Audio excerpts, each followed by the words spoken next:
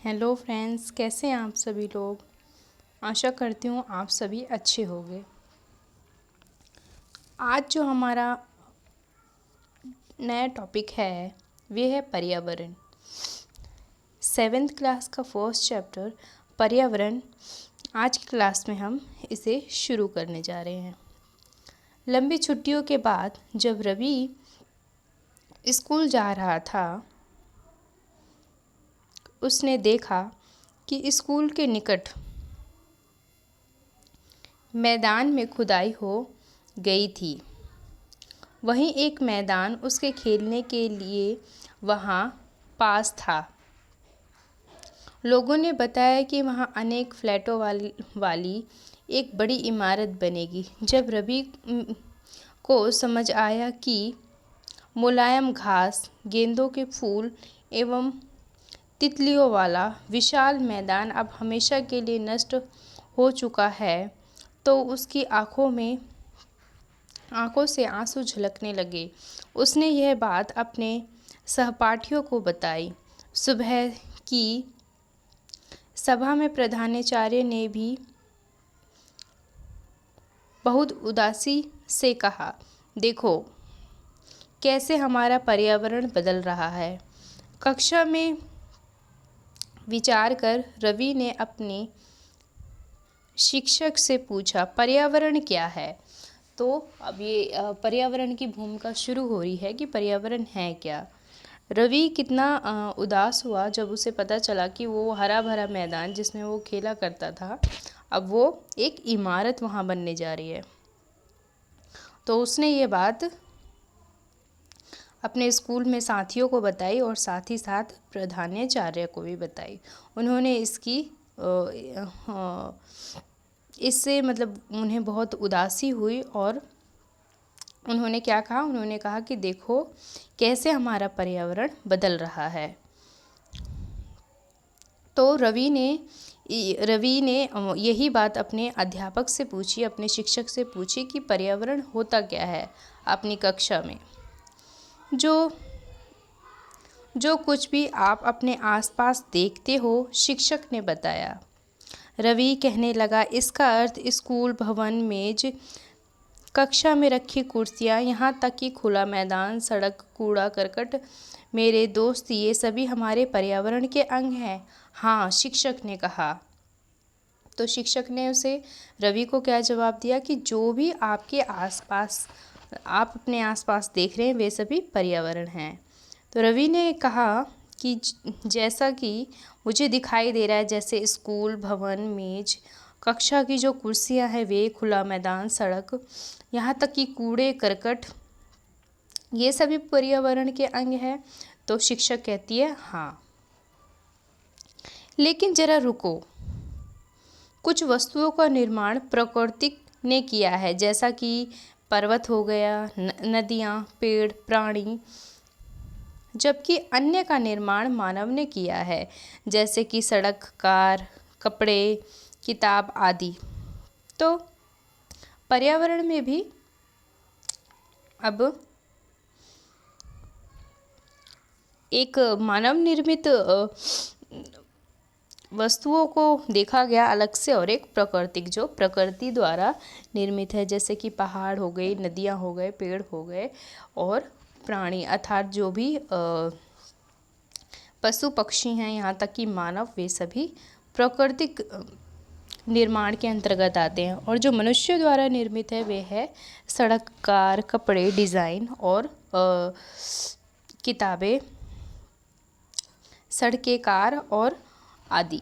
बहुत सी चीज़ें जो हैं, जो भी मनुष्य द्वारा बनाई गई है, वे सभी मानव निर्मित में आते हैं। अब दो छात्र मिलकर कार्य कीजिए। अपने निकट बैठे सहपाठी के साथ मिलकर प्राकृतिक और मानव द्वारा निर्मित वस्तुओं की सूची बनाइए। तो ये शिक्षक द्वारा रवि है और उनके जो मित्र हैं उनको ये कार्य दिया गया। रवि, परमजीत, जस्सी, मुस्तफ़ा, आशा सभी यह सूची बनाने के लिए उत्सुक थे। इकबाल ने पूछा, हमारा पर्यावरण क्यों बदल रहा है? शिक्षक ने उत्तर दिया, ऐसा हमारी ज़रूरतों के कारण होता है। यह दिन प्रतिदिन बढ़ती रहती है। तो पर्यावरण में शिक्षक ने क्या कहा कि पर्यावरण में जो बदलाव हो रहा है वे मनुष्य की आवश्यकताओं के कारण हो रहा है, जो दिन प्रतिदिन बदलती रहती है और बढ़ती रहती है। ये देखिए, ये कुछ आवश्यक सूचना। पर्यावरण हमारे जीवन का मूल आधार है। यह हमें सांस लेने के लिए हवा, पीने के लिए जल, खाने के लिए भोजन, रहने के लिए भूमि प्रदान करता है। मानव इस प्रकृति पर्यावरण में कैसे परिवर्तन करता है? कार का धुआं वायु को प्रदूषित करता है। पीने पानी को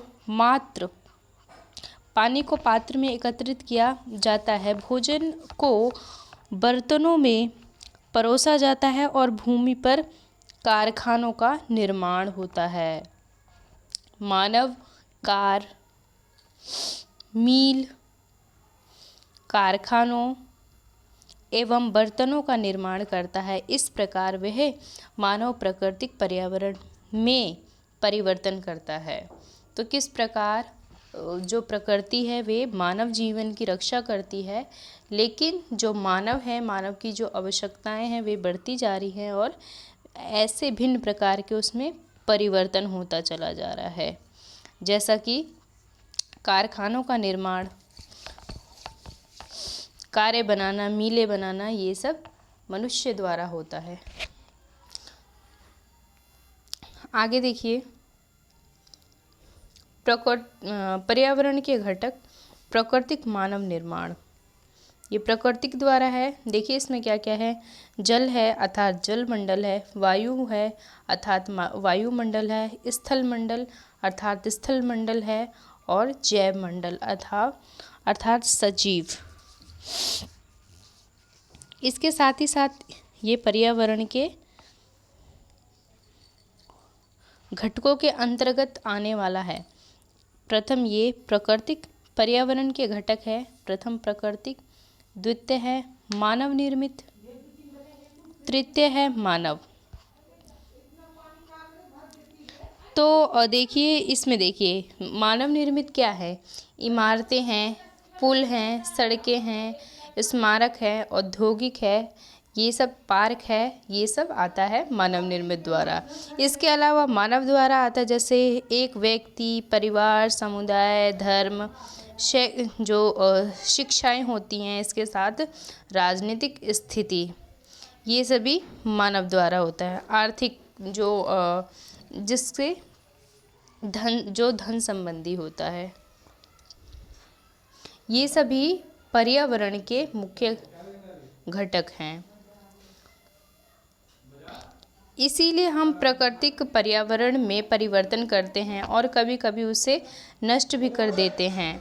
जैविक और अजैविक सजीव प्राणियों का संसार, जैसे पादप एवं जंतु। जैविक क्या होता है? जो कि सजीव प्राणी हैं उनका जो संसार होता है। जैसा कि पादप अर्थात जो भी जीव जंतु है, जो कि पत्तियां जो होती हैं पेड़ पौधे की, उनका भोजन होती हैं। इसके अलावा जंतु जो होते हैं, छोटे छोटे जीव जंतु जो कि सजीव प्राणी के अंतर्गत आते हैं, ये होते हैं जैवीय। और अजैवीय होते हैं ये अजैवीय उन्हें कहते हैं निर्जीव पदार्थों का संसार, जैसे स्थल जैसे कि स्थल अर्थात भूमि। ये सभी निर्जीव प्राणियों के एक हिस्से हैं, एक भाग है। ऊपर के जो वार्तालाप से आप समझ पाएंगे कि किसी भी जीवित प्राणी के चारों ओर पाए जाने वाले लोग, स्थान, वस्तु एवं प्रकृति को पर्यावरण कहते हैं। यह प्रकृति एवं मानव निर्मित परिघटनाओं का मिश्रण है। प्राकृतिक पर्यावरण में पृथ्वी पर जाने वाली जैवीय और अजैवीय दोनों परिस्थितियां सम्मिलित हैं। तो ये क्या कह रहा है ऊपर के वार्तालाप जो हमने देखा उसे समझे तो क्या हुआ, तो उसमें जो भी किसी भी जैविक प्राणी के चारों तरफ पाए जाने वाली जो जैविक प्राणी अर्थात सजीव व्यक्ति या सजीव प्राणी, उसके चारों तरफ पाया जाने वाला स्थान, वस्तु, ये सब ये प्रकृति का एक अंग है और ये सब क्या कहलाता है, ये सब पर्यावरण कहलाता है। यह प्राकृतिक एवं मानव निर्मित परिघटनाओं का मिश्रण है। तो ये जो पर्यावरण है ये किसका किसका मिश्रण है, ये प्रकृति का और मानव निर्मित जो भी परिघटनाएं हैं ये उनका मिश्रण है। क्या? पर्यावरण। प्राकृतिक पर्यावरण में पृथ्वी पर पाई जाने वाली जैवीय और अजैवीय दो पदार्थ सम्मिलित हैं। जैवीय वे जो सजीव होते हैं, जो एक तरीके से ये कह सकते हैं जो श्वास लेते हैं, जिनका समय अनुसार क्रम बढ़ता चला जाता है, जैसे जीव जंतु हो गए उनके, फिर ये सब क्या होता है, ये सब प्रतिक्रियाएं करते हैं एक तरीके से। और जो अजैवीय होते हैं वे एक निर्जीव पदार्थ कह सकते हैं, जैसे कि भूमि हो गई, आकाश हो गया, लकड़ियाँ हो गई, सूखी लकड़ियाँ, ये सब अजैवीय पदार्थ के अंतर्गत आएगा। तो देखिए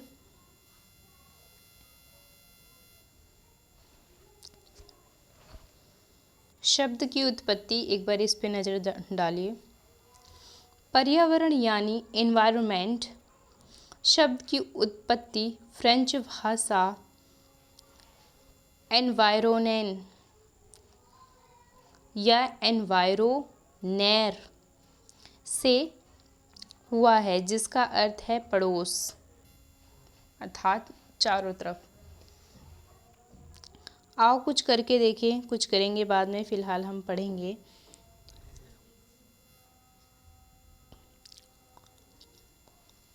आ जाते हैं अपने चैप्टर पे। जबकि मानवीय पर्यावरण में मानव की परस्पर क्रियाएं, उनकी गतिविधियों एवं उनके द्वारा बनाई गई रचनाएं सम्मिलित हैं। जो मानवीय पर्यावरण में क्या क्या सम्मिलित हैं, उन्हीं के द्वारा की गई क्रियाएं जो मानव पर्यावरण है उसमें, और उनकी जो गतिविधियां हैं वे, और उसके द्वारा बनाई गई जो रचनाएं हैं, ये सभी इसी के अंतर्गत सम्मिलित हैं। ये किस में आता है, ये सब मानव पर्यावरण के अंतर्गत आता है। प्रकृति पर्यावरण देखिए कितना महत्वपूर्ण है प्रकृति पर्यावरण। प्रकृति पर्यावरण में क्या आएगा, जैव मंडल, वायुमंडल, जल मंडल, स्थल मंडल और वायुमंडल।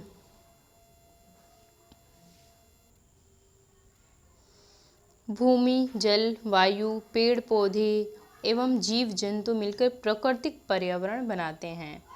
तो प्रकृति पर्यावरण किसे कहते हैं, भूमि, जल, वायु, पेड़ पौधे, जीव जंतु, ये सभी मिलकर प्राकृतिक पर्यावरण बनाते हैं। स्थल मंडल, जल मंडल, वायुमंडल एवं जैव मंडल से आप पहले ही परिचित हो चुके हैं। अब हम इसके संबंध में कुछ और तथ्यों की जानकारी प्राप्त करते हैं। पृथ्वी की ठोस परपटी या कठोर ऊपरी सतह को स्थल मंडल कहते हैं। इससे पहले हमने पढ़ लिया था स्थल मंडल, जल मंडल, वायुमंडल और जैव मंडल, इन सब के बारे में। तो ये वही कह रहा है, इन सब से पहले से ही परिचित है। और ये कहता है स्थल मंडल किसे कहते हैं, जो ठोस भूमि की परपटी अर्थात ठोस भूमि की जो परत है, ऊपरी परत, वे स्थल मंडल कहलाती है।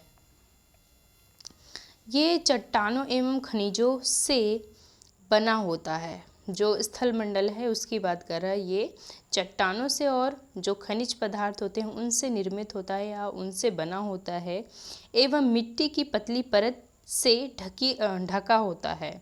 यह पहाड़, पठार, मैदान, खाड़ी आदि जैसे विभिन्न स्थलाकृतियों वाला विषम धरा स्थल होता है।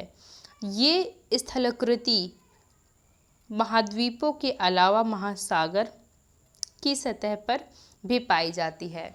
तो ये स्थल मंडल की बात कर रहा है। स्थल मंडल में कौन कौन से ऐसे घटक सम्मिलित हैं? तो ये हैं पहाड़ हैं, पठार है, मैदान है, घाटी है।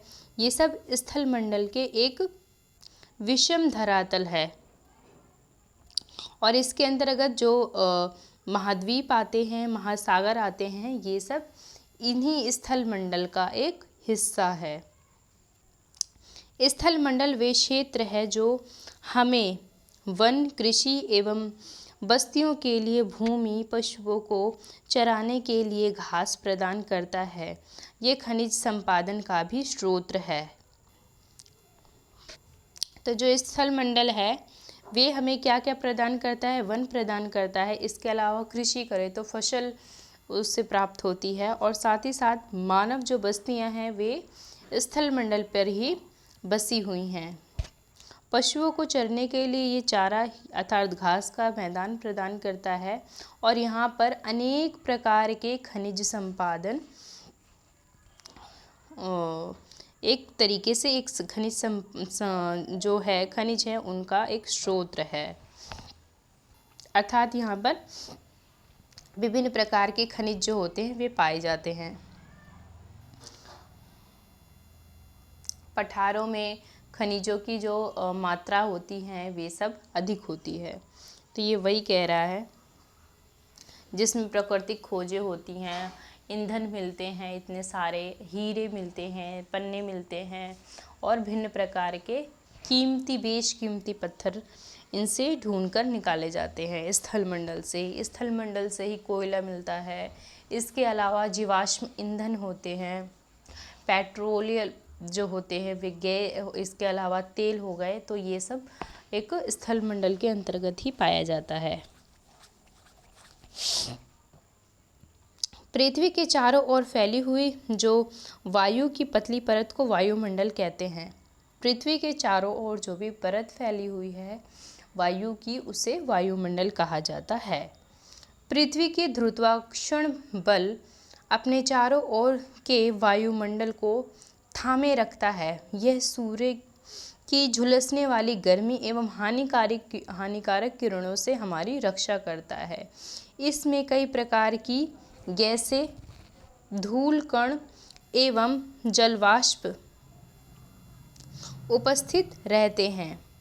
तो क्या है, जो ये पृथ्वी पर सूरज की जो सीधी किरणें पड़ती हैं तो क्या होता है, ये जो वायुमंडल है ये जो भी पृथ्वी की हानिकारक किरणें हैं जो सीधा धरती पे आती है उसे आने से रोकता है वायुमंडल। और ये किसकी सहायता से? ये पृथ्वी के गुरुत्वाकर्षण बल के द्वारा ये वायुमंडल इस पृथ्वी पर सूरज की हानिकारक किरणों को आने से रोकता है उसमें। और जो इसमें जो भी किरणें होती हैं उसमें वो कई प्रकार की होती हैं, जैसे कि कई प्रकार के गैस होते हैं और इसके साथ ही साथ धूल कण एवं जलवाष्प उपस्थित रहते हैं।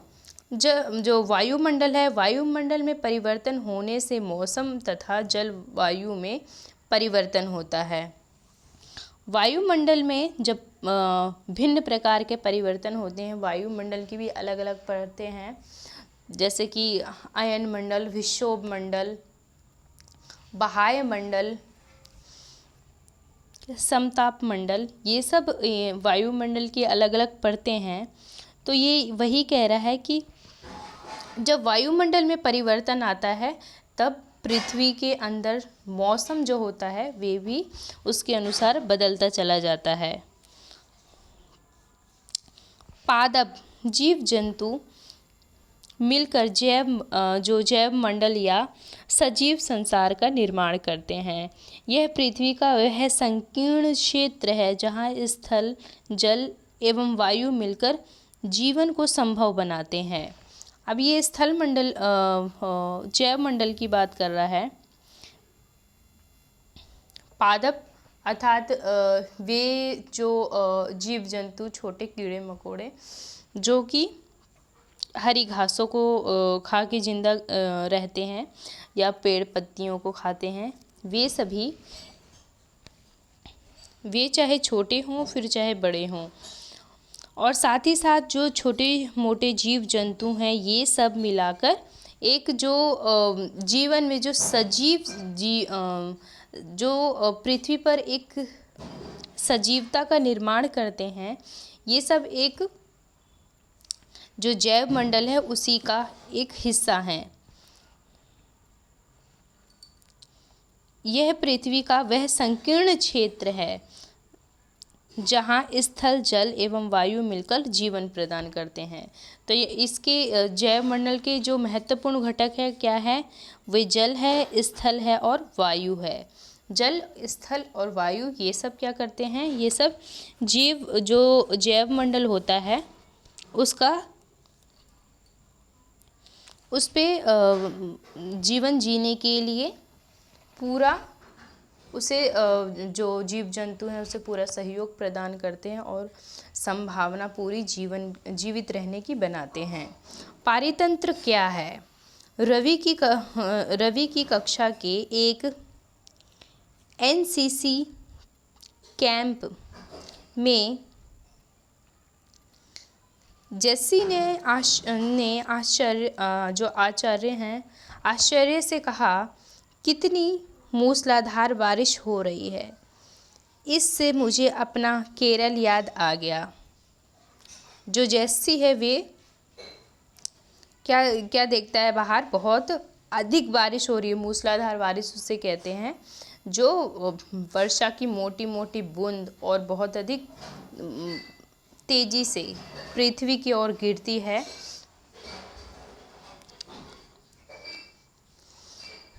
इसे कहते हैं मूसलाधार बारिश। तो ये कहाँ का है? ये केरल का है रवि, और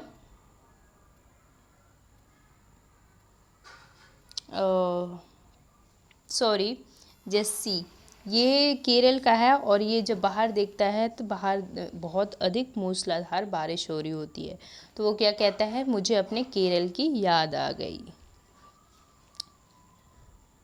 तुम सबको आकर देखना चाहिए कैसे हरे भरे खेतों और नारियल के बागानों में लगातार बारिश होती रहती है। ये अपने दोस्तों से कहता है वो। तभी जैसलमेर के रहने वाली हीरा ने आश्चर्य से कहा, हमारे यहाँ वर्षा होती ही नहीं, हम तो दूर दूर तक केवल कीकर और रेत ही नज़र आती है, लेकिन वहाँ ऊंट भी तो मिलते हैं, रवि ने कहा। तो ये अपने अपने क्षेत्रों की बात कर रहे हैं कि वहाँ का पर्यावरण कैसा है।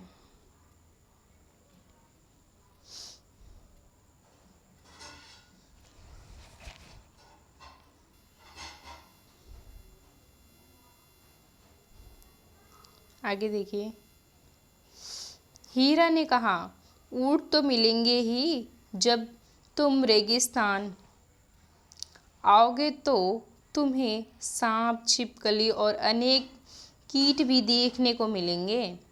रवि हैरत में पड़ गया। भिन्न स्थलों पर पाए जाने वाले जीव जंतु, वनस्पति एवं लोगों के रहन सहन के तरीके इतने भिन्न क्यों हैं? तो ये रवि जब इन सब की बातें सुनता है तो वो उसके मन में प्रश्न उठता है, ये जो जीव जंतु हैं, वनस्पतियां हैं, ये जो भिन्न भिन्न प्रकार के लोग रहते हैं हर स्थान पर, तो उनका एक अलग तरीका है रहने का, लेकिन इसकी वजह क्या है, ऐसा किस लिए?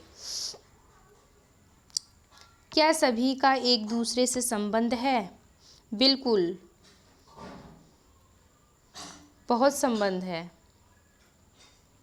शिक्षक ने कहा। शिक्षक ऐसा उत्तर देती है, सभी पौधे, जीव जंतु एवं मानव अपने आसपास के पर्यावरण पर आश्रित होते हैं।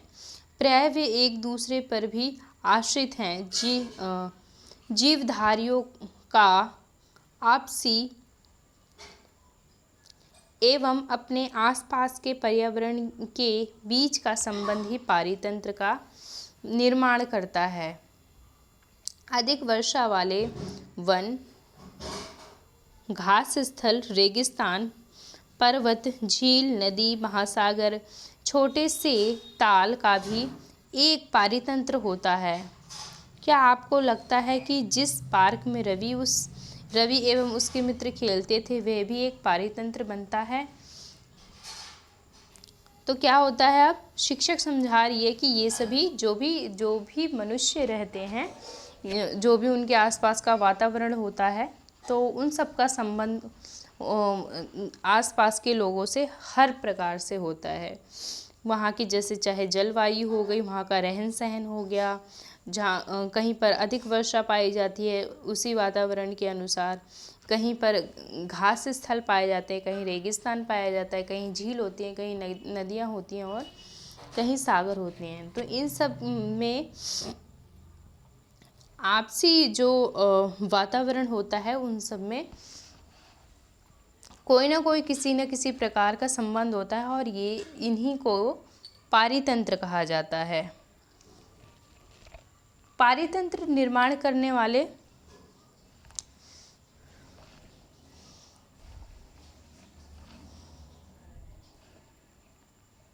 जैसा कि घास का स्थल, रेगिस्तान, पर्वत, झील, नदी, ये सब पारितंत्र के अंतर्गत आते हैं। पारितंत्र होता क्या है, एक बार देख लीजिए यहाँ पे संक्षिप्त में और अच्छे से। पारितंत्र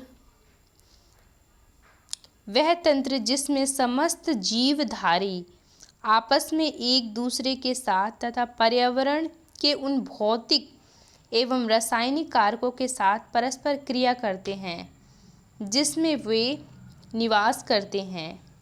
ये सब ऊर्जा और पदार्थ के स्थानांतरण द्वारा संबंध है। तो पारितंत्र क्या होता है? पारितंत्र वे होता है जीवधारी अर्थात जो भी जीव जंतु छोटे से जीव जंतु, एक छोटे से कीड़े मकोड़े से, एक चींटी से लेकर एक मनुष्य तक जो भी होते हैं ये सब जीवधारी होते हैं।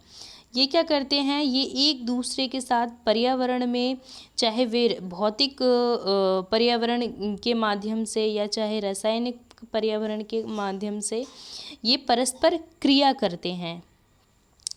अर्थात जैसे कि मान लीजिए पौधे, किसी ने पौधा लगाया और फिर क्या हुआ, वातावरण के अनुसार बड़ा होता चला गया। तो जब वो जो वृक्ष होगा जब बड़ा हो जाएगा तो क्या देगा, ये ऑक्सीजन देगा और हमसे जो मनुष्य कार्बन डाइऑक्साइड छोड़ते हैं वो उसे ग्रहण करेगा। तो कहने का मतलब ये है कि ये किसी न किसी प्रकार से परस्पर एक दूसरे से संबंधित है। इसी प्रकार मनुष्य से लेकर जीव जंतु, जो भी कहने का मतलब जो भी जीवधारी है वो जो भी क्रिया करेगा, जो भी जीवित जब तक वो जिंदा है और अपनी मृत्यु परांत तक जो भी क्रिया करता है परस्पर, वे सभी पारितंत्र के अंतर्गत आता है। जैसे नदियों का एक अधिक उदाहरण ले लिया जाए, इसका एक अधिक महत्वपूर्ण है। नदियों का कार्य क्या है? बहना। वे एक स्थान से दूसरे स्थान तक बहती रहती है, लेकिन जब वो अपना जो भी उसका नदी का क्षेत्र होता है, अपने नदी क्षेत्र से हटकर जब वो दूसरे इलाके में दूसरे स्थान पर जाती है और दूसरी नदी के साथ मिल जाती है, तो वे अपने जो भी नदी हो वो अपना अस्तित्व छोड़ के फिर दूसरी नदी में मिल जाती है। और फिर यही नदी जब आगे बढ़ती है फिर उसका दूसरे जलधारा में उसका जुड़ाव हो जाता है। तो उससे क्या होता है, अब वो अपना पुराना अस्तित्व खोकर अब नए अस्तित्व में जुड़ जाती है। तो ठीक इसी प्रकार जो भी जीव जंतु हैं, जो भी मनुष्य हैं और जो भी जीवधारी हैं, वो एक दूसरे से परस्पर संबंधित है। वे क्या होता है, उसे ही पारितंत्र कहा जाता है। देखिए ये क्या है, क्या बताता है, क्या आप जानते हैं प्रत्येक वर्ष 5 जून को विश्व पर्यावरण दिवस मनाया जाता है? हाँ जी, जानते हैं। वस्तु विनिमय पद्धति, यह वस्तुओं की अदला बदली का व्यापार है जिसमें धन का प्रयोग नहीं होता। तो वस्तु विनिमय किसे कहते हैं? वस्तुओं की अदला बदली जिसमें धन का प्रयोग नहीं किया जाता। जिसके पास किसी वस्तु की आवश्यकता हुई और मान लीजिए एक व्यक्ति है, उसे कुछ अनाज की आवश्यकता है और जो दूसरा व्यक्ति है उसे किसी प्रकार की ईंधन की आवश्यकता है, तो ये क्या करेगा, ये इनसे अनाज लेगा और इसके पास ईंधन होगा, इसके पास अनाज होगा, तो ये इसे अनाज देगा और ये इसे बदले में ईंधन दे देगा। तो उसमें धन का प्रयोग नहीं किया जाता, वस्तुओं की अदला बदली की जाती है।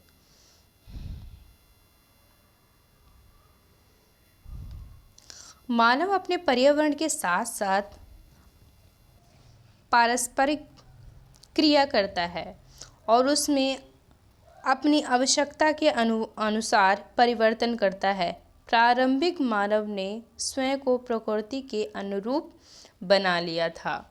जब प्रारंभ में प्राचीन समय में जब घर नहीं थे, आज के समय की तरह सड़कें नहीं थी और परिवहन नहीं थे, तो जो मनुष्य है वे अपने आप को पर्यावरण के अनुसार ढाल चुका था। ये वही कह रहा है।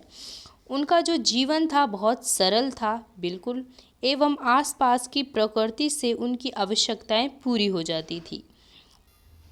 तो उनकी आवश्यकताएं किस प्रकार पूरी होती थी? जो भी आसपास की प्रकृति है उसके सहायता से उनकी पूरी आवश्यकता हो जाती थी। समय के साथ साथ कई प्रकार की आवश्यकताएं बढ़ी। मानव ने पर्यावरण के उपयोग और उनमें परिवर्तन करने के कई तरीके सीख लिए।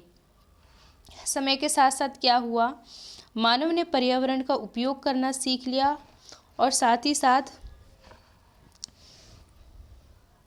कई तरह के उन्होंने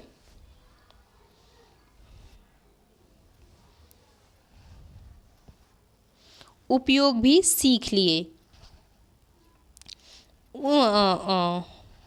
उनसे फसल उगाना, पशु पालना एवं स्थायी जीवन जीना कई तरीके सीख लिए। तो समय के साथ साथ जो उसमें परिवर्तन आए थे, ये उसी की बात कर रहा है कि उन्होंने फसल उगाने सीख ली, पशुपालन सीख लिया और स्थायी जीवन आरंभ कर दिया, इसे भी जीना सीख लिया।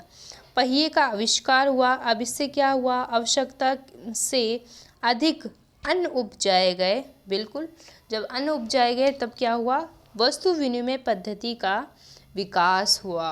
वस्तु विनिमय अभी हमने पढ़ा, जिसमें वस्तुओं की अदला बदली की जाती है और जिसमें धन की आवश्यकता नहीं होती, उसे कहते हैं वस्तु विनिमय पद्धति। व्यापार आरंभ हुआ एवं वाणिज्य का विकास हुआ। औद्योगिक क्रांति से बड़े पैमाने पर उत्पादन प्रारंभ हुआ। इंग्लैंड में औद्योगिक क्रांति आई थी जब वस्त्रों का बहुत अधिक निर्माण होने लग गया था। तो ये वही कह रहा है,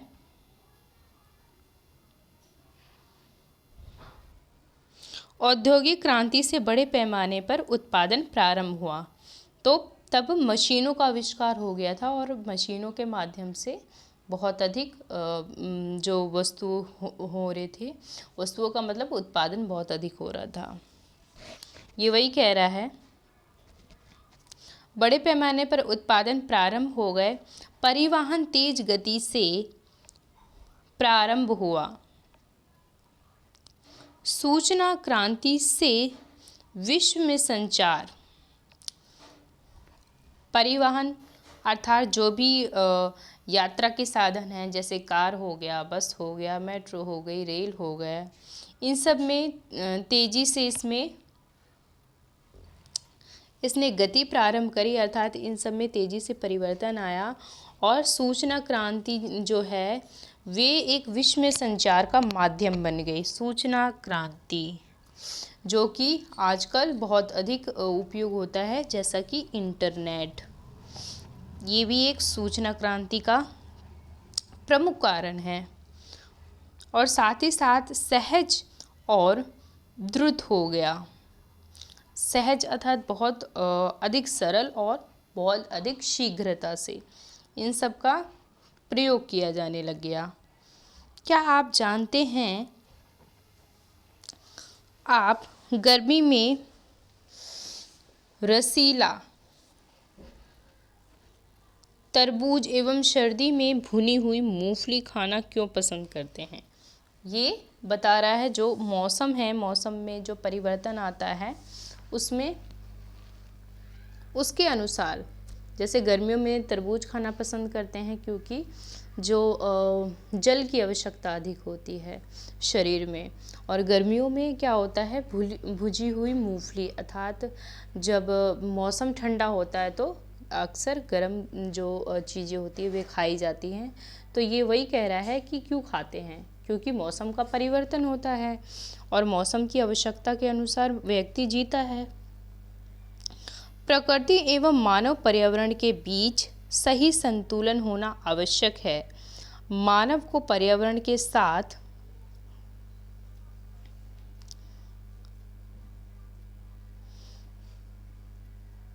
समरसता से रहना एवं उनका उपयोग करना सीखना चाहिए।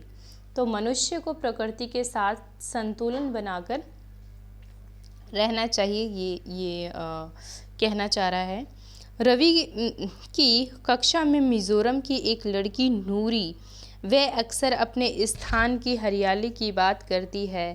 खेल का मैदान नष्ट होने के कारण रवि की उदासी देखकर नूरी ने उसे आने वाली छुट्टियों में अपने मिज़ोरम आने को कहा। रवि के शिक्षक ने सभी बच्चे से कहा कि छुट्टियों में वे जिन स्थानों पर जाएंगे वहाँ के भूदृश्य, घरों एवं लोगों के क्रियाकलापों का चित्र बनाकर लाएंगे। तो इन्हें होमवर्क मिल गया है। अब ये देखिए क्या है, आओ कुछ करके देखें। अपने पड़ोस की किसी बुजुर्ग व्यक्ति से बात करें, निम्न प्रकार से जानकारी प्राप्त करें। जब वे आपकी उम्र के थे तब उनके आसपास मतलब कैसे पेड़ थे।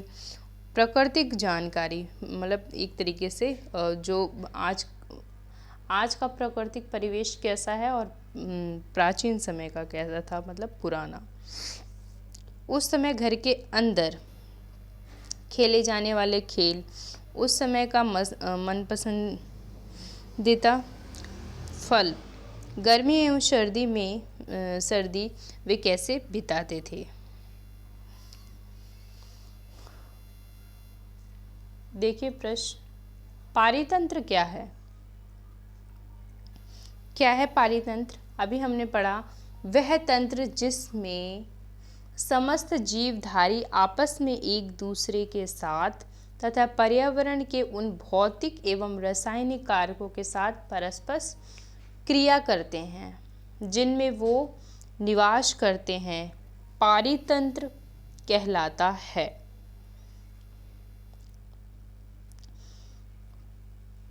प्राकृतिक पर्यावरण से आप क्या समझते हैं? प्राकृतिक पर्यावरण क्या होता है?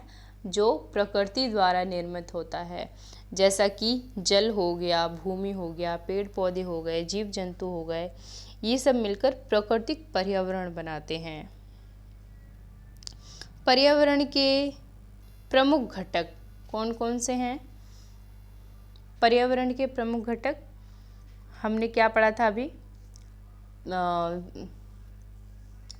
जैसे कि प्राकृतिक और मानव निर्मित। प्राकृतिक में क्या आएगा? प्राकृतिक में आएगा जैसे खनिज हो गया, भूमि हो गई, पशु पक्षी हो गए, जल हो गया, वायु हो गया, ये सब प्राकृतिक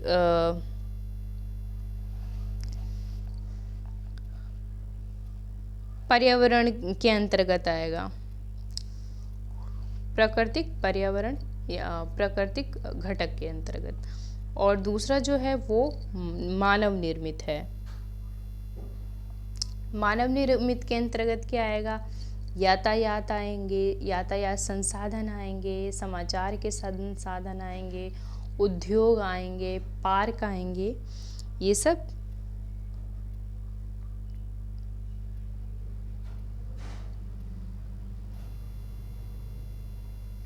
इनके अंतर्गत आएंगे।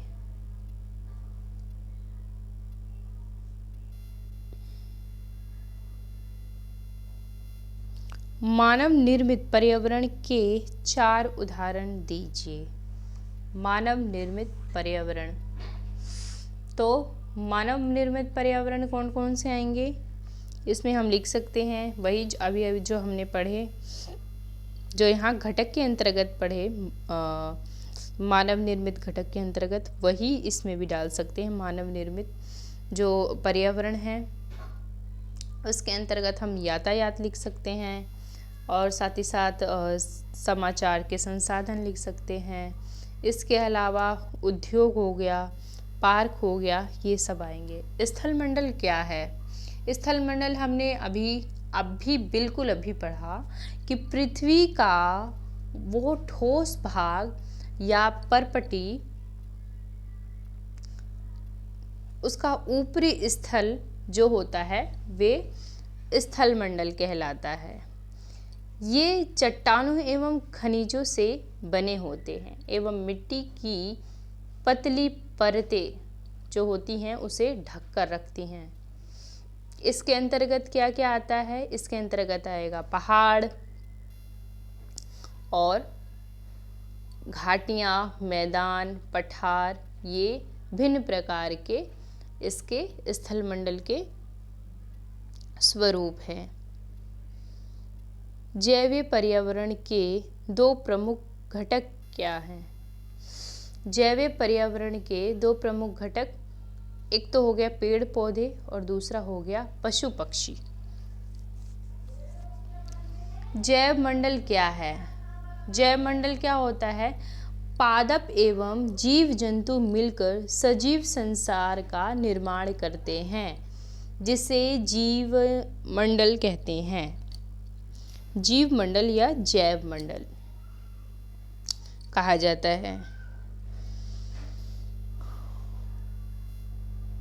उत्तर दीजिए, सही उत्तर दीजिए। इनमें से कौन सा प्राकृतिक पारितंत्र नहीं है?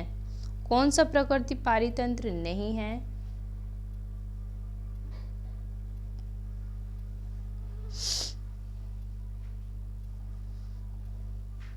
वन है, मरुस्थल है,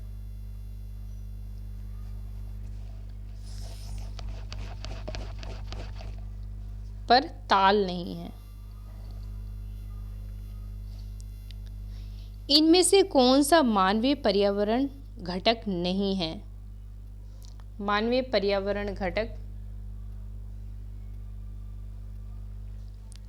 धर्म मनुष्य द्वारा ही बनता है, समुदाय भी मनुष्य द्वारा बनता है, पर स्थल प्रकृति द्वारा बनता है।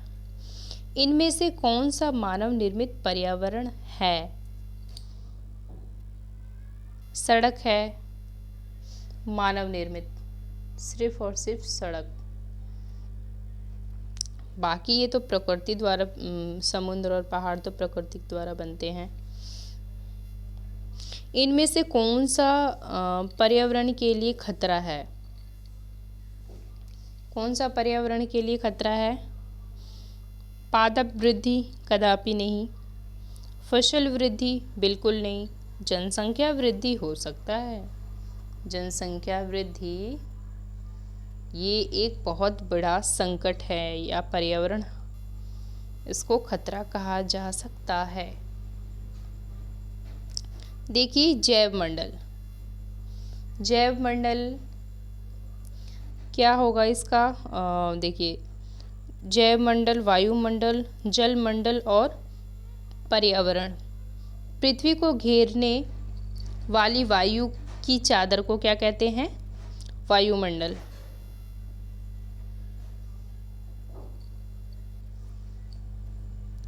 जलीय क्षेत्र। जलीय क्षेत्र क्या होते हैं? ये होते हैं जलमंडल के अंतर्गत आते हैं। पृथ्वी का गुरुत्वाकर्षण बल, ये क्या कहलाता है?